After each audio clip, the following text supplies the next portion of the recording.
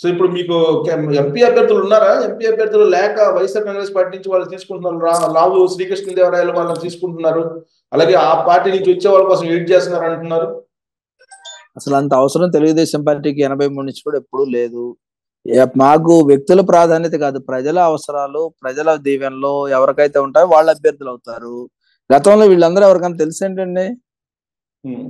83లో ఎంపీలుగా గెలిచిన వాళ్ళు లేకపోతే ఎమ్మెల్యేగా గెలిచిన వాళ్ళు ప్రజలందరికీ ఏమన్నా ఫెమిలియర్ ప్లేసెస్ అని తీసుకొచ్చి పెట్టామా? 2014లో ఏమన్నా లాక్కొచ్చి పెట్టామా? లేకపోతే ఇంకోటి చేసామా? ఈరోజు మా పార్టీలో ఉన్న పోటీ 175 సీట్లకి 5,600 అప్లికేషన్లు పైగా వచ్చింది. ఇక ఎంపీ సీట్లకి ఒక్కొక్క దగ్గర 4-5 కాంపిటీషన్ లో ఉన్నారు. ఈ సందర్భంలో అవతల నుంచి వచ్చిన వాళ్ళలో మేము క్వాలిటీ చూస్తామంటున్నాం, క్వాంటిటీ కదా మాకు కావాల్సింది. ఇప్పుడు ఎవరన్నా ఇప్పుడు ఎందుకంటే లావు ఉన్నారు అక్కడ నర్సరావుపేటకు సంబంధించి, ఆయన అమరావతి ఉద్యమంలో చాలా స్పష్టంగా చెప్పారు. చెప్పిన తర్వాత ఆయన ఐడియాలజీ మా ఐడియాలజీతో మేము చెప్పినటువంటి పనులతో మ్యాచ్ అయ్యేటప్పుడు అలాంటి వాళ్ళు వస్తే ఎందుకు వద్దంటాం? ఇప్పుడు గోరంట్ల మాదలు అంటే నేను చేర్చుకోం కదా, చేర్చుకోగా వీడియో చూపిస్తారు మీకు. అదే ఇప్పుడు మేము అలాంటి వాళ్ళు కాదు కదా, మేము క్వాలిటీ, నిజాయితీ, మా తెలుగుదేశం పార్టీ ఐడియాలజీతో మ్యాచ్ అయ్యి ఉన్నటువంటి వ్యక్తులను మేము ఆహ్వానిస్తాం తప్ప మీరేమో అలా చెప్తున్నారు. అరకు, తర్వాత విజయనగరం, తర్వాత ఇటు వచ్చేటప్పటికి గుంటూరు, తర్వాత నర్సరావుపేట, ఒంగోలు, చిత్తూరు, ఇలా ఎక్కడ కూడా మీకు ఎంపీ అభ్యర్థులు దొరకట్లేదు అనేది. ఏమండి, అశోక్ గజపతి రాజు గారు ఎన్నిసార్లు ఎంపీ అక్కడ? అదేవిధంగా ఈ రోజు శ్రావణ్ని పార్టీ అధ్యక్షుని చేసింది ఎంపీని చేయటానికి అరకు, కిడారి శ్రావణ్ని. ఇప్పుడు అలాగ అశోక్ గజపతి రాజు గారు ఇది నేను అనలైజ్ చేయలేను కానీ కొన్ని ఎగ్జాంపుల్స్ చెప్తా. అవును, ఆయన కోరికని మనం కదా, ఆయన దానికి సబ్స్టిట్యూషన్ చూసుకుంటాం. ఇప్పుడు ఆయన మొన్న ఎంపీ ఆయనే కదా, ఆయనకి ఇప్పుడు నేను అక్కడ ఉండరు, నాకు ఎమ్మెల్యే కావాలని అడిగారు అనుకోండి ఒక సీనియర్ నాయకుడు, ఆయన కోరిక నెరవేర్చాలి కదా, సబ్స్టిట్యూషన్ కూడా మేము చూసుకోవాలి కదా. ఇది రాజకీయ పార్టీ, ఇక్కడ దీనికి లేరు అనేది లేకపోతే సంతోషమే కదా అవతలడికి, విమర్శించినడికి. మా దగ్గర అభ్యర్థులు గెలిపించమని వచ్చి. కాబట్టి తెలుగుదేశం పార్టీకి అభ్యర్థుల ఉండదు. ఎందుకంటే రాజకీయాల్లో వ్యాపార వర్గాలకి దూరంగా పెట్టి ప్రజలతో ఉన్నటువంటి వ్యక్తిని దగ్గర తీసుకొని వాళ్ళకి రాజకీయాలు దింపాలంటే ఫైనాన్షియల్ స్టేటస్ ఈరోజు ఏ విధంగా ఉందో రాజకీయాల్లో మనం మాట్లాడకపోయినా మనకు తెలుసు. దాని యొక్క ప్రభావం ఏ విధంగా ఉంటుంది. ఒక ఎంపీకి నిలబడేటటువంటి వ్యక్తి 7 నియోజకవర్గాలుగా సుపరిచితులై ఉండాలి. దానికి సంబంధించి అనేక అంశాలు ముడిపడి ఉంటాయి. దానిలో భాగంగా ఇప్పుడు నాకు రాజమండ్రి పార్లమెంటు 5-6 అభ్యర్థులు ఉన్నారు. వాళ్ళు ఎవరు ప్రజలతో బాగుంటారు, ప్రజలు ఎవరిని ఆమోదిస్తారని మేము లెక్కేసుకుంటాం. మేము కూడా రికమెండ్ చేయాల్సి వస్తుంది ఒక్కోసారి. బాగుండొచ్చు. రాజమండ్రి క్లారిటీ ఉందా? 5-6 అభ్యర్థులు ఉన్నారు. ఎవరికి ఇవ్వాలనేది పొత్తులు తెగాలి. పొత్తుల్లో బాగా పేర్లు చెప్పడం మీకు ఎలా చెప్తాం? ఆ 7వ వాడు వచ్చి నా పేరు ఎందుకు చెప్పలేదంటే నేనేం చేయాలి? 6 చెప్తా మీరు అడిగారని. 7వ వాడు వచ్చి నా పేరు ఎందుకు మర్చిపోయావంటే నేనేం చెప్పను. 7 ఉండొచ్చు, 8 ఉండొచ్చు కదా. మరి అంతే తప్ప కొంతమంది చెప్పి కొంతమంది వదిలేస్తే కాదు. అది ఎలా కుదురుద్ది? మీరేమో అలా చెప్తున్నారు. ఇప్పుడు రాయపాటి సాంబశివరావు కొడుకేమో ఎంపీకి కావాలంటే 100 కోట్లు డిపాజిట్ చేయండి, ఎమ్మెల్యే కావాలంటే 50 కోట్లు డిపాజిట్ చేయండి చెప్పి లోకేష్ అడుగుతున్నాడని ఆయన ఆరోపణ చేస్తున్నారు. అంటే నేను ఎమ్మెల్యే అభ్యర్థినే, నన్ను ఎవరు అడగలేదు మరి ఈ రోజుకి ఎంత ఇస్తామని. అంటే నేను చెప్పేది అబద్ధమా, వాళ్ళు చెప్పేది అబద్ధమా? అంటే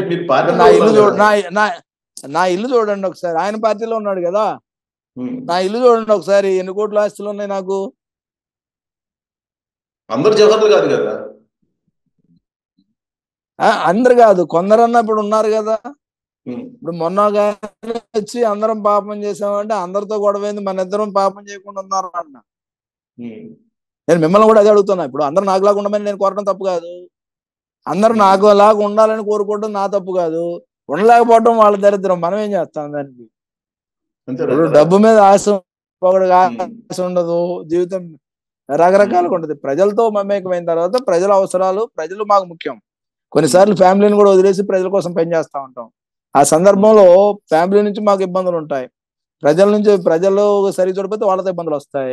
రాజకీయం అనేది మనం రాకుండా ఉన్నప్పుడు ఆలోచించాలి, వచ్చిన తర్వాత దానిలో మునగడమే. సో ఒకవైపు చంద్రబాబు నాయుడు గారు ఏమో రా కదలిరా అనే కార్యక్రమాలతో చాలా స్పీడ్ గా ఉన్నారు. మరి లోకేష్ గారు యువగలం తర్వాత స్లో అయ్యారు, కావాలని ఉద్దేశపూర్వకంగానే ఆయన్ని స్లో చేశారు జనసేన కోసం అని అంటున్నారు. ఏంటి అసలు లోకేష్ బాబుని ఎవరు అడ్డం పెట్టారు, ఎందుకు అడ్డం పెట్టారు, అసలు పెట్టారా లేదనేది ఊహాజనితమైనటువంటి ప్రశ్నలు. ఆయన యువగళం పాదయాత్ర సుదీర్ఘంగా 224 రోజులు చేసిన తర్వాత మధ్యలో వచ్చినటువంటి పార్టీలో కెలామిటీస్ కానీ ఆయన కూడా ఒక అభ్యర్థి ఆ నియోజకవర్గానికి సంబంధించి ఒక 10 రోజులు కేటాయించుకున్నారు. తర్వాత లోకేష్ బాబు గారి బస్ యాత్రలు ఉన్నాయి, దానికి ప్రిపరేషన్ ఉంటది, ఇక్కడ పొత్తులు ఉంటాయి, చంద్రబాబు నాయుడు గారికి కుడి ఎడంగా సహాయపడేది ఆయన ఉన్నారు. ఉన్న సందర్భంలో హోల్ అండ్ సోల్ గా పెద్ద ఆయనకి సహాయ సహకారాలు అందించడానికి లోకేష్ బాబు గారు కానీ సీనియర్ నాయకులు చాలా మంది ఉంటారు. ఉన్న సందర్భంలో ఆయన తిరగట్లేదు అంటే తిరిగినప్పుడు ఏమన్నా ఇదో తిరగమన్నారని చెప్పారంటారా, తిరగొద్దన్నప్పుడు ఏమన్నా మీకేమన్నా సపరేట్ గా న్యూస్ ఉందా? ఏంటంటే ఊహాజనితమైనటువంటి ప్రశ్నలు. ఎందుకంటే ఆయన మంగళగిరిలో ఒక 10-20 రోజులు కాన్సన్ట్రేషన్ చేయాలి, ఆయన అక్కడ అభ్యర్థి కదా, జరుగుతున్న పరిణామాలు కానీ ఎన్ని కానీ రేపు ఎన్నికలకు వెళ్ళాలి. ఇప్పుడు వెళ్ళిన తర్వాత గతంలో ఒక అనుభవం జరిగింది, అనుభవాన్ని అధిగమించి విజయం వైపు రావాలి. వచ్చే సందర్భంలో అక్కడ ఉన్నటువంటి కులాలకు, ఎందుకంటే లోకేష్ బాబుకు చాలా వరకు గతంలో ఆయన పాదయాత్రకు ముందు కానీ రాజకీయాల్లో రాక ముందు కానీ ఆయన కనీసం కులాలు తెలియదు, ప్రాధాన్యతలు తెలియదు, ఆ వ్యక్తులు తెలియదు. వాళ్ళందరితో పరిచయం చేసుకోవడం కానీ వాళ్ళందరితో ఎప్పుడు ఆయన పోటీ చేద్దాం అనుకున్నారు, మంగళగిరిలో నోటిఫికేషన్ వచ్చాక అనుకున్నారు. అంతకుముందు మంగళగిరి ఏంటి, దాని స్వరూపం ఏంటి, అంతకుముందు ఎన్నిసార్లు మంగళగిరిలో తెలుగుదేశం గెలిచింది అనేది కూడా మనం తెలుసు. 1-2 సార్లు తప్ప ఎప్పుడు గెలవలేదు. మినిస్టర్ తో ఉన్నా కానీ ఆయన ఎమ్మెల్యే. ఇప్పుడు ఆయన మంగళగిరితో సంబంధాలు లేవు కదా, మినిస్టర్ అంటే రాష్ట్రానికి, మంగళగిరికి కాదు కదా. మంగళగిరిలో ఆయన పోటీ చేస్తాను, ఆయన ప్రయోగం అనేది నోటిఫికేషన్ వచ్చిన తర్వాత జరిగింది. వచ్చిన తర్వాత ఆయనకి అవగాహన లేకుండా ఎన్నికలు అయిపోయినాయి. 5,000 మెజార్టీతో అప్పటికి పోరాడి ఓడిపోయారు. ఇప్పుడు సమయం ఉంది, అందరి మీద అవగాహన వచ్చింది. పాదయాత్ర టైంలో వాళ్ళకి దూరంగా ఉన్నాడు దాదాపు 2 సంవత్సరాల పైగా. ఎందుకంటే సంవత్సరం 224 రోజులు ప్లస్ పెద్ద ఆయన జైల్లో ఉన్న రోజులు, లేకపోతే తిరిగి ప్రారంభించిన రోజులు, ఇవన్నీ చూసుకుంటే సంవత్సరం పైగా తన నియోజకవర్గ ప్రజలకు దూరంగా ఉన్నారు. ఒక 10 రోజులు వాళ్ళతో గడుపుతా ఉన్నారు. అయిపోయిన తర్వాత బస్సు యాత్రలు ఉన్నాయి, ఇంకో ప్రోగ్రామ్ ఉంటది చంద్రబాబు నాయుడు గారు ఇచ్చేది. అంతే తప్ప లోకేష్ బాబు గారిని అడ్డుకుంటే మాకు తెలుగుదేశం పార్టీ కలిసి వచ్చేది ఏముంటది? ఆయన మా నాయకుడు, ఆయనే కదా చేయాల్సింది. సో త్వరలో బస్ యాత్ర ఉంటుంది అంటారు. ఏదో ఒక యాత్ర ఉంటుంది, బస్ యాత్ర ఉంటుంది అనేది మాకు సమాచారం. దాని మీద వర్క్ జరుగుతా ఉంది. చంద్రబాబు నాయుడు గారు, లోకేష్ బాబు గారు మన పాదయాత్రలో కవర్ చేయని నియోజకవర్గాలు ఏవైతే ఉన్నాయో ఆ నియోజకవర్గాలన్నీ తిరిగి కూడా ఏ విధంగా కవర్ చేద్దాం అనేది ఒక స్ట్రాటజీగా ఒకటి ఆలోచన చేస్తా ఉన్నారు. ప్రతి నియోజకవర్గం కూడా ఆయన కూర్చొని కార్యకర్తలతో మాట్లాడి పార్టీ గెలుపు కోసం ఏం చేయాలనేది ఆయన ఆలోచన చేస్తా ఉన్నారు. ఆ విధంగా ముందుకెళ్తాం. సింహం సింగిల్ గా వస్తుంది, పందులే గుంపుగా వస్తాయి అనేది వైఎస్ఆర్ కాంగ్రెస్ పార్టీ తరచూ చెప్పేటువంటి మాట. సింహం జగన్మోహన్ రెడ్డి, మిగతా వాళ్ళందరూ ఏదో అన్నట్టు వాళ్ళు చెప్తున్నారు. మరి ఏంటి దాని ఆ డైలాగ్ ని, పొత్తుల గురించి వాళ్ళు మాట్లాడారు. పరదాలు లేకుండా, పోలీసులు పహారా లేకుండా, హెలికాప్టర్లో రాకుండా మామూలుగా తిరగమనండి. అప్పుడు సింహం సింగిలో, డబులో, త్రిగులో, పందులో ఏదో ఒకటి అప్పుడు తెలుసుద్ది కదా. పరదాలు లేకుండా రమ్మనండి, పరదాలు కట్టొద్దు, పహారా వద్దు. ఈరోజు జగన్మోహన్ రెడ్డి ఎంత భయపడుతున్నాడో మీకు తెలియట్లేదా? మీకు అర్థం కావట్లేదు, నాతో చెప్పించాలనే ప్రయత్నం తప్ప. జగన్మోహన్ రెడ్డి ఒక పిరికి పంద. చెల్లెలు కొడుకు పెళ్లికి వెళ్ళి ఒక 5 నిమిషాలు 10 నిమిషాలు అక్కడ ప్రజలతో గడపలేక ఒక అతను ఇంట్రోవర్ట్, తల్లితో తప్ప ఎవరితో కూడా మాట్లాడలే. ఆయనకి స్క్రిప్ట్ ఇస్తే తప్ప ఇది మాట్లాడలేడు. ఆయన గురించి మనం ఎంత తక్కువ మాట్లాడుకుంటే అంత మంచిది. ఎక్కువ మాట్లాడిందని ఆయన పెద్దోడిని చేస్తాం. సింహం నిజమే సింహం అనుకుంటాం, జూలి దులుతుంది, లేకపోతే ఇంకోటి చేస్తాం. ఆ సింహం దాడులతోనే కదా దళితులు బలైంది. ఆ సింహం దాడులతోనే కదా ఈరోజు అశోక్ గౌడ్ లాంటి వాళ్ళు కానీ ఇంకోళ్ళు కానీ బలవన్మరణాన్ని పొందింది. ఆ సింహం రావటం వల్ల దానికి ఇది అదంతా కూడా మనం చెప్పుకుంటే ఫారెస్ట్ రూల్ తప్ప వేరే రూల్ లేదు కదా. ఆయనకి అంతా కూడా సింహరాజ్యం. అది సింహరాజ్యం ఏంటి, సింహం అక్కడే ఉంటాడు, మిగతా వాళ్ళు ఎవడో బతకూడదు. ఇక్కడ మాకేంటంటే మేము కుందేళ్ళమే, పందులమి, లేకపోతే నక్కలమే, లేకపోతే ఇంకోటి జింకలమే, అందరూ అన్ని ఉండాలి కదా అరణ్యంలో. అరణ్యంలో తాను ఒక్కడు ఉంటాను అనుకునే సింహం సింగిల్ గానే ఉంటుంది, అది డబుల్ ఎందుకు ఉంటది? ఆయన భార్యతో కూడా ఆయన భయం ఉంది. అక్కడ అంతేనా? కూడా పరదాలు ఏమైనా కట్టుకొని చేయాలి తప్ప లేకపోతే ఎలాగవుతుంది? అవ్వదు కదా. పాపం అంత భయంతో ఉన్నటువంటి వ్యక్తిని నేను ఎవరిని చూడ. ఎందుకు భారతిరెడ్డి అంటే ఎందుకు భయం?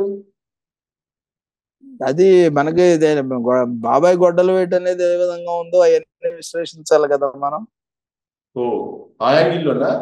ఇప్పుడు మరి ఆ యాంగిల్ బాబాయ్ని చంపించడానికి ప్రయత్నం చేసి సఫలీకృతమైన తర్వాత రేపు చరిత్ర ఒకసారి మనం చూడాలి. భర్తను చంపేసి భార్య అధికారంలో రావడం కానీ, అన్నం చంపేసి తల్లిదండ్రులు అందరిని చంపేసేసి వాడు ఒకడు అధికారంలోకి వచ్చినటువంటి చరిత్ర ఉన్న సందర్భంలో ఆ చారిత్రక అవసరాలు ఏదైతే ఉన్నాయో అయ్యే అవసరాలు జగన్మోహన్ రెడ్డికి ఉన్నాయి. రేపు కూడా ఈరోజు షర్మిల గారు ఎందుకు బయటకు వెళ్ళిపోయారు? విజయమ్మ గారు ఎందుకు రావటం లేదు? దేనికోసం? కుటుంబంలో అంతర్గతంగా చాలా ఉంటాయి కానీ బహిర్గతంగా ఉండవు. ప్రతి కుటుంబంలో చిన్న చిన్న పొరపచ్చులు ఉంటాయి. ఇది మీరు పూర్తిగా ఏంటంటే ఇక అంతఃపుర రహస్యాలు అనేది ఒకటి తీసి మీరు అంతఃపుర రహస్యాలు ఒకటి విడుదల చేయండి. ఓకే కాదు, మీరు చెప్తుంది ఆ లెక్క, మీరు చెప్పే లెక్కన జగన్మోహన్ రెడ్డి అంటే భారతికి భయం ఉండాలి, భారతి అంటే జగన్మోహన్ రెడ్డికి భయం అంటున్నారు కదా. భారతి అంటే పార్టీ అంతా కూడా ఆమె కంట్రోల్లో ఉంది పూర్తిగా. జగన్ ఏంటంటే కేవలం ఉత్సవ దగ్గర వచ్చి నమస్కారం పెడతాం తప్ప పాపం అతనికి ఏదో ఉందనేది నేను అనుకుంటా వ్యక్తిగతంగా.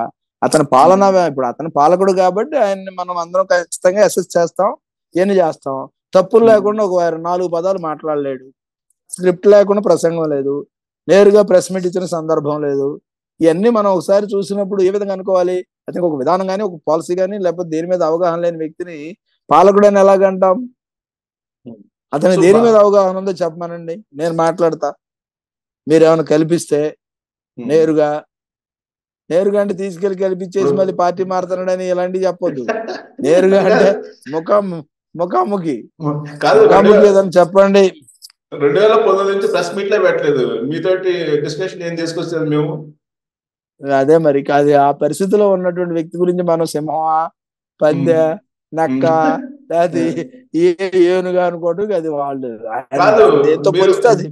మీరు మరి ఇన్ఫర్మేషన్ ఉండి చెప్తున్నారో లేదు కానీ పార్టీని మొత్తం భారతీయ రెడ్డి నడిపిస్తున్నారంటారా? ఇప్పుడు రేపు ఎలక్షన్ లో కూడా మొత్తం క్యాండిడేట్స్ నావేనా ఇప్పుడు మొత్తం కౌన్సిలింగ్? ఇప్పుడు సహజంగా కుటుంబంలో ఆడపడుచు బయటకు వెళ్ళిందంటే దేని వల్ల వెళ్తారు? వదిన వల్ల వెళ్తారు, లేకపోతే అత్త వాళ్ళతో వెళ్తారు. అక్కడ అత్త లేదు, వదిన ఒకటే ఉంది. కుటుంబ పరంగా ఆలోచిస్తే తల్లి చెల్లి బయటికి ఎందుకు వస్తారు? తల్లి కొడుకుతో ఉంటారు సహజంగా. తల్లి ఎందుకు బయటకు వచ్చింది?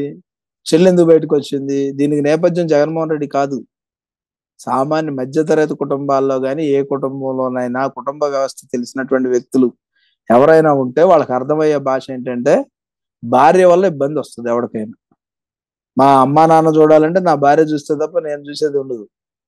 మా అత్త మామలు చూడాలన్నా కానీ మా బావమరిది భార్య వాళ్ళు సరిగ్గా ఉంటే చూస్తారు, లేదంటే కూతురు దగ్గరకు వచ్చి ఉంటారు. తల్లి ఎవరి దగ్గర ఉంది? ఇప్పుడు తల్లి ఎవరి దగ్గర ఉంది? ఎవరి దగ్గర? లోటస్ బండ్లు ఎవరెవరు ఉన్నారు? సరే, ఓకే, రైట్ అండి. సో ఇప్పుడు మొత్తం మీద ఇప్పుడు కౌన్సిలింగ్ అనేది భారతీయ రెడ్డి ఇస్తుందా క్యాంప్ ఆఫీస్ కి పోయిన వాళ్ళకి, వైసీపీ వాళ్ళకి? అసలు మీరు ఒకటి మర్చిపోతా ఉన్నాం, ఎప్పుడు జగన్మోహన్ రెడ్డి గాని భారతి గారు గాని ఆదేశాలు ఇవ్వటమే తప్ప ఎక్కడా కూడా అనుసరించింది వేరే వాళ్ళు అనుసరించాలి ఇన్స్ట్రక్షన్స్. ఇప్పుడు ఒక చీటీ బయటికి వెళ్తుంది, ఆడితే ఈ మాట్లాడంటారు, అంతకుమించి ఎక్కువ మాట్లాడితే ఆడికి ఉంటది. చాక్లెట్ లోపల పిలిచి చాక్లెట్ ఇస్తారు, అయిపోద్ది, ఫినిష్. డోర్ డెలివరీనా? తర్వాత అది నెక్స్ట్ ముందు చాక్లెట్ ఇచ్చాక తర్వాత ఇప్పుడు షర్మిల కాంగ్రెస్ పార్టీలో చేరింది, మరి పిసిసి అది ఏంటి? ఆవిడ డైరెక్ట్ గా ఆవిడే చేరారా లేదంటే జగన్మోహన్ రెడ్డి ఆ విధమైన వ్యూహమా? జగన్మోహన్ రెడ్డికి వ్యూహం ఆ విషయంలో ఎందుకు ఉంటదండి? ఆమె పూర్తిగా తెలంగాణలోనే కాంగ్రెస్ లో చేరాలని నిర్ణయానికి వచ్చారు. అక్కడ ఉన్నటువంటి అధిష్టానం అంతా కూడా దాన్ని అడ్డుకున్నారు. అప్పుడు బెటర్ ఏదైనా ఆలోచించి శివకుమార్ లాంటి వాళ్ళు ఇక్కడ వేకెంట్ ప్లేస్ ఉంది కాబట్టి ఇక్కడికి వెళ్ళి కూర్చోమ్మ, పోయి కూర్చి ఖాళీగా ఉందని పంపించారు. దానికి మాకు నష్టమో లేకపోతే ఏమీ లేదు. ఆంధ్రప్రదేశ్ లో షర్మిల రాజకీయ జీవితం అనేది ప్రజలు చెప్పాలి. ఇక్కడ నేను ఆడబిడ్డనే కానీ ఏడబిడ్డని కాదు ఉంది. మళ్ళీ ఏడకొచ్చి మరి ఆడబిడ్డ అంటదో మరి మనం చూడాలా?